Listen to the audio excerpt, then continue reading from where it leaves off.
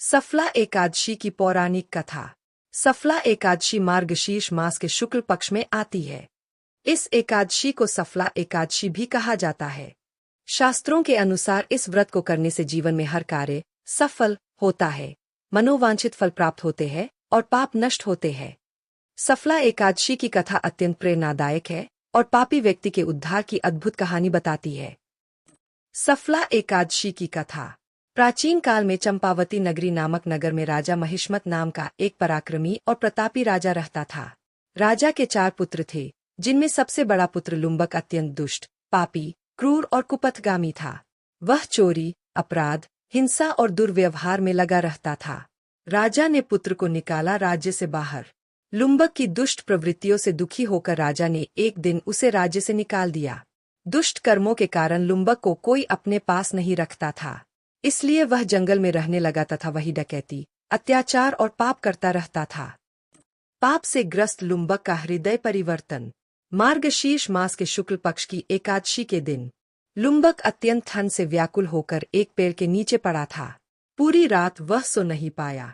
भूख और सर्दी से परेशान होकर वह प्रातः उठ खड़ा हुआ। उस दिन उसने कोई गलत काम नहीं किया, क्योंकि शरीर में शक्ति भी नहीं थी। सुबह होते ही उसे कुछ फल मिले, जिन्हें उसने सोचा कि स्वयं खा लेगा, परंतु उसी समय उसके मन में एक अद्भुत भावना जागी। इन फलों को भगवान विष्णु को अर्पित कर दूं। उसने पास स्थित पीपल के पेड़ के नीचे उन्हें रखकर भगवान विष्णु का स्मरण किया। यह दिन एकादशी का होने के कारण अनजाने में ही उसने उपवास भी कर लिया। भगवान विष्णु ने दिया दर्शन। लुम्बक की इस अनजानी पूजा और उपवास से भगवान अत्यंत प्रसन्न हुए और रात में उसके सामने प्रकट होकर बोले, हे लुम्बक, आज तुमने एकादशी व्रत का पालन किया है। आज तुम्हारे सभी पाप नष्ट हो गए हैं।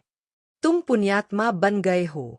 भगवान के दर्शन होते ही लुम्बक भाव विभोर हो गया। वह भगवान के चरणों में गिर पड़ा और विनती करने लगा, प्रभु, मेरे सारे पाप क्षमा करे और मुझे सही मार्ग दिखाए। भगवान विष्णु ने उसे आशीर्वाद देकर कहा कि वह अपने पिता के पास लौट जाए और न्यायपूर्ण राज्य करे। लुम्बक बना धर्मात्मा राजा। जब वह राजमहल पहुंचा तो राजा महिष्मत और समस्त प्रजा ने उसे बदलते हुए स्वभाव को देखकर उसे स्वीकार कर लिया। लुम्बक ने अपने जीवन को पूर्णतः धर्म, दया, सत्य और सेवा को समर्पित कर दिया। कुछ समय बाद राजा ने उसे राजगद्दी सौंप दी। लुम्बक एक महान धर्मात्मा राजा बना और प्रजा को सुख दिया। सफल एकादशी का फल।